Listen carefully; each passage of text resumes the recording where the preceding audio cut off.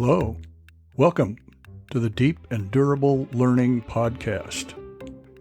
This is the show for anyone who's struggled with the superficiality and short half-life of what passes for education. I'm Mike Gray, and I'm transitioning from nearly 45 years as a professor in higher education into this role of podcast host. This show is not primarily about bemoaning the state of education. Instead, I'll offer a positive, practical vision of how your learning can become both deep and durable. This introductory episode of the Deep and Durable Learning Podcast will lay out my vision for where we're going to be headed. Along the way today, you'll learn who I am and what particularly qualifies me to speak about how average people can learn deeply. I'll argue that it's only when learning is deep that it's also durable, that it lasts. Intrigued? Stay tuned. Most learning is superficial and fades quickly. At least that's been my experience, and it's probably been yours too. I can remember back to many classroom settings, elementary school, junior high, high school, and into college, where I was exposed to lots of information and was somewhat successful in telling the teacher what the teacher had told me. But I have little to no memory of that learning experience. So this brings up the question, can we really say that we learned it if we don't know it any longer? Perhaps that resonates with you too. And this is the frustrating aspect of the educational enterprise, this exposure followed by forgetting on a massive scale. Because this is such a common experience, it's been the target of some humor over the years. The comedian Dave Barry in the 1990s, for instance, said this: "You learn two kinds of things in college. Things you will need to know later in life, 2 hours. Things you will not need to know later in life, 1,998 hours. The idea is you memorize these things, then write them down in little exam books, or these days you would take a multiple choice test, and then you forget them." There's an irony there that's unmistakable, because at best, most of us, including college graduates who are listening,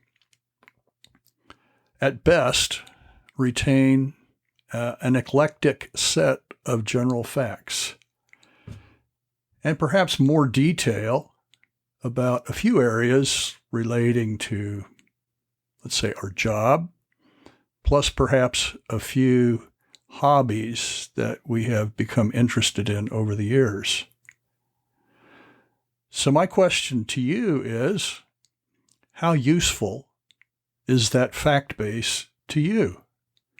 That by whatever means you have retained it, you have this eclectic set of general facts and some more specifics about your job and hobbies. How useful is it to you? Well, Dave Barry, in his piece on college education, continues on as he reflects on the eclectic fact base that each one of us has. Barry says, it's very difficult to forget everything. For example, when I was in college, I had to memorize, and don't ask me why, the names of 3 metaphysical poets other than John Donne. I have managed to forget one of them, but I still remember that the other 2 were named Vaughan and Crashaw. Sometimes, when I'm trying to remember something important, like whether my wife told me to get tuna packed in oil or tuna packed in water, Vaughan and Crashaw just pop up in my mind right there in the supermarket. It's a terrible waste of brain cells. So that's what superficiality looks like. A terrible waste of brain cells, as Barry says. Why do I remember this stuff anyway? And why don't I remember other things that are arguably much more important that I know I've been exposed to at some point, but I just can't remember? Do I need to take a memory course?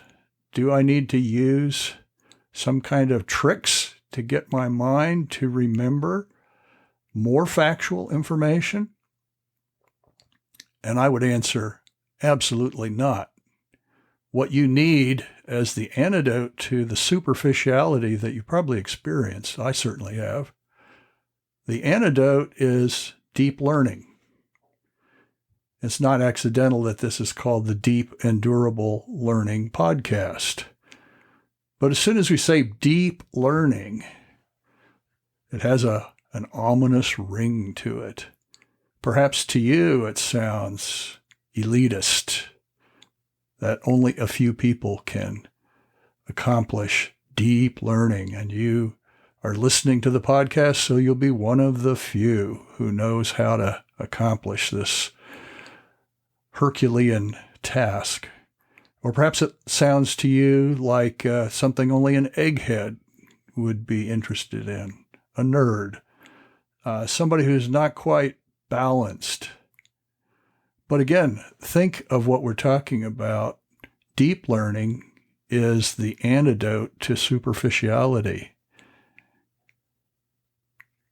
Now, perhaps you've heard the term deep learning, but probably if you have in the last 5 years, it's been in an entirely different context. Perhaps you're aware of the field called artificial intelligence. Deep learning in the context of artificial intelligence is teaching software to mimic the workings of the human brain in regard to the way the human brain processes data for a variety of purposes that involve decision making. That could be a driverless car detecting an object and deciding to move to a different lane or to apply the brakes, to recognize a stoplight and stop accordingly. So while that's an accomplishment, and maybe you are or are not looking forward to the day of cars moving down the road briskly without human drivers at the wheel, what the software is trying to accomplish there is really a mimicking of the way software designers perceive that the brain handles all these data inputs and makes a decision. And frankly, that's not very helpful to us because deep learning is mimicking on some level what we are already experiencing as owners of a human brain. So let me put it in the context in which we will use it in this and future podcasts. And I'll just put it this way. Deep learning in humans emphasizes a focus on understanding powerful ideas. Deep learning in humans is not about data processing. It's about working with a focus on trying to grapple with powerful ideas and emerging with understanding that is powerful and empowering. Let me take a step back here. Since we said deep learning in humans emphasizes an understanding of powerful ideas, there's a book published in 1948 called Ideas Have Consequences.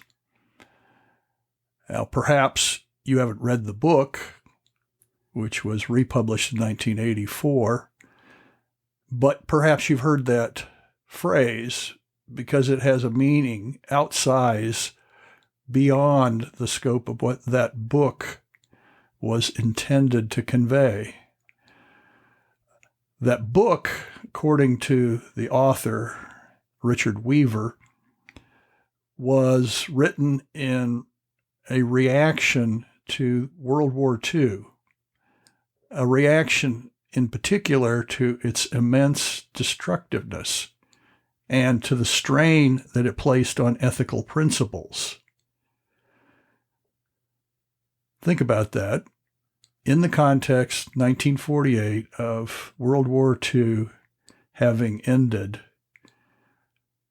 there were some powerful ideas that people needed to come to grips with when the life of our troops was not on the line, when perhaps the survival of a particular country or system was not in question. And two of them that Weaver surfaces are the immense destruction that accompanied World War II and the strain it placed on ethical principles. In other words, all of the individual battles, the decisions that were made, the weapons that were deployed, in the aftermath, it was prudent to try and reflect on the ideas that propelled us into World War II and the ideas that structured the battles that we fought or the strategic retreats that we engaged in. An example of this, a powerful idea that's still debated today, and people come down on different sides of it, is the immense destructiveness of the bombing of Nagasaki and Hiroshima, Japan. And whether, to put that in the context of the strain it placed on ethical principles, whether it was in fact justified.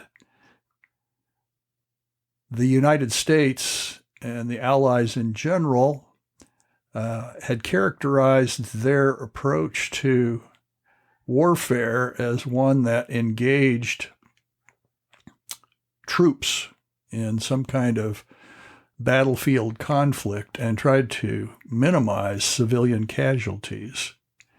And yet here we have in these two nuclear bombs that were dropped, destruction on a massive scale that basically obliterated two cities and virtually all of their inhabitants, civilian and soldiers alike. And so we might well ask the question whether that bombing was justifiable. It's not my point here to move through a consideration of this further, but what I am saying is that when you focus on ideas, ideas go somewhere. Or again, to use Weaver's title, ideas have consequences. So in contrast to superficial learning, if facts are often inert, that is, okay, so you stated a fact, so maybe that's interesting. Maybe it entertains somebody at a party. Maybe they wonder why you remember facts like that. Facts are often inert and are kind of a display of the productivity of my memory, but they don't go anywhere. On the other hand, ideas have consequences. Indeed, ideas may well be, if we can use the opposite of inert, may well be combustible. There's a reason why there are World War II buffs who argue about these things all the time, who argue about strategies in particular battles, who argue about the morality or immorality of choices. There's a reason why there are environmentalists or why there are political camps in our day. The reason at the base is that people are passionate about ideas, and ideas have consequences. And ideas are multifaceted, which is why investigating an idea with passion to try and understand it fully does not automatically come out at a place of agreement among partisans who are perhaps passionate about some of the same ideas. So what we could say then is if we're concentrating on a deep learning level, on an understanding of powerful ideas, it's probably evident to you that people have no problem remembering and applying relentlessly ideas that they feel passionate about. In other words, deep learning leads to durability. And that's really the thrust of this podcast as we move forward.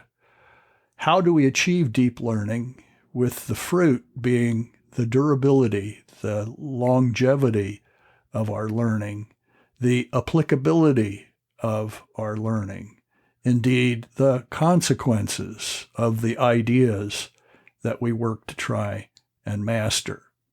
That's just a little sense of where we're heading in this podcast. Let me say a word about myself. I'm Mike Gray. As I introduced this podcast, I told you I have been a full-time teaching professor in cell biology for nearly 45 years. In fact, this summer I'm transitioning is the word I like rather than the word retiring from that nearly 45-year career as a full-time teaching professor into the role of podcast host and blogger. Probably in your mind, there's something about being in higher education for 45 years that means I might have something to say about teaching. But perhaps it's as likely that you might view me as part of the establishment, as somebody who was embedded for that long in higher education.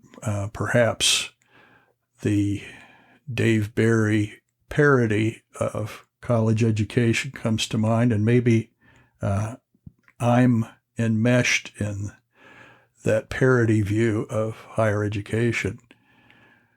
I do confess that I have immensely enjoyed my teaching career, and I believe my students have not only enjoyed but profited from my teaching.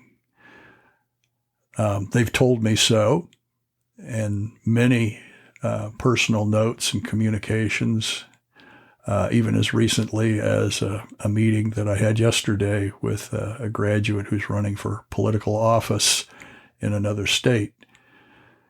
So I have found enjoyment there, but in the early years, after the glow of being a first-time teacher wore off, I have to confess I felt a good deal of frustration. And the reason was that I felt that even my own teaching, motivated as I felt it was not accomplishing what I had hoped to accomplish in the classroom. That although my students appeared to enjoy my teaching, a few years after taking one of my courses, they retained precious little of the ideas that I thought I was communicating. And that led to a good deal of deliberation and reflection, led me to the teaching and learning literature, led me to discussions with colleagues, to participation in professional development programs, to the point where my teaching is quite different than it was in those early years. And I would say for the last 20 plus years of that stretch of nearly 45 years, my desire to change teaching has led me to a double life. That is, my passion for teaching has propelled me to share what I felt was productive and what involved change to the status quo with colleagues. And I would just underscore here that I'm not talking about hot tips, that I'm not talking primarily about techniques, which education in general seems to generate in a never decreasing stream that sees new techniques or revival of old techniques almost every year. This is not a technique-driven approach to learning. My passion for teaching led me to try and understand and cooperate with the way the brain is designed to learn. That may sound obvious, but much of teaching and learning does not take into account what we have learned about how the brain learns. When I say that my passion has led kind of to a double life, that involves programs, summer programs that I have designed. These include a long-running program, now 17 years, called the Summer Institute in Teaching Science, in which my science colleagues at my university have been involved and have profited. But there was also a stretch when I didn't overstretch myself, when I created another program involving non-science disciplines, and for a period of 5 years led summer programs for faculty, non-science faculty, in a variety of academic disciplines all over the map, including music and humanities professors. So my ideas have been long in developing. They have been tested regularly in my classroom and other classrooms, and I believe form a strong basis for this podcast and future engagement in thinking through the issues of deep and durable learning. This inaugural season of my podcast is going to use a series of 5 episodes to go after the concept of information as actually an enabler of superficiality. Again, the opposite of deep and durable learning is superficial and transitory learning. And the information concept is, in my view, a major enabler of superficiality.